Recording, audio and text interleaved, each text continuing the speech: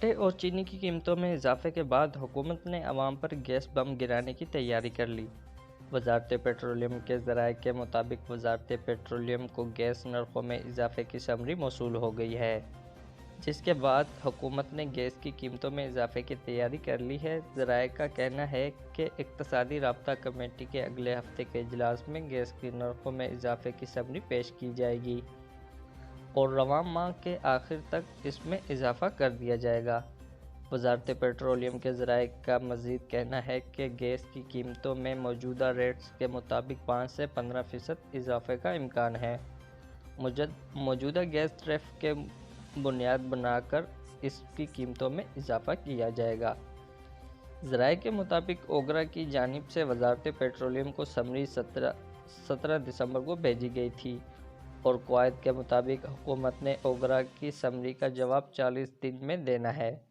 پاکستان میں تیل و گیس کے نئے ذخائر دریافت۔ سمری کے مطابق نرخوں میں اضافہ گھریلو اور کمرشل صنعتی صارفین کے لیے بھی ہوگا۔ واضح رہے کہ 1 جنوری 2020 کو اوگرا نے گھریلو صارفین کے لیے گیس 214% مہنگی کرنے کا فیصلہ جاری کیا تھا۔ اوگرا کی جانب سے جاری کیے گئے گیس کی قیمتوں میں رد و بدل کے فیصلے کے مطابق 200 سے 300 یونٹ تک استعمال کرنے والے صارفین کے لیے قیمت میں کمی کر دی گئی تھی، جبکہ 300 سے زائد یونٹ استعمال کرنے والے صارفین کے لیے گیس مہنگی کر دی گئی تھی۔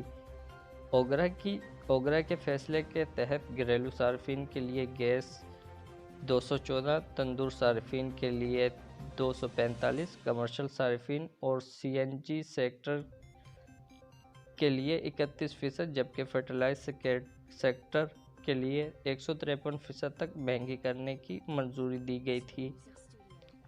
50 یونٹ ماہانہ استعمال کرنے والے گھریلو صارفین کے لیے گیس کی نرخوں میں 121 سے بڑھا کر 380 روپے فی MMBTU، جبکہ 100 یونٹ استعمال کرنے والے صارفین کے لیے نرخ 300 سے بڑھا کر 353 روپے فی MMBTU کر دی گئی تھی۔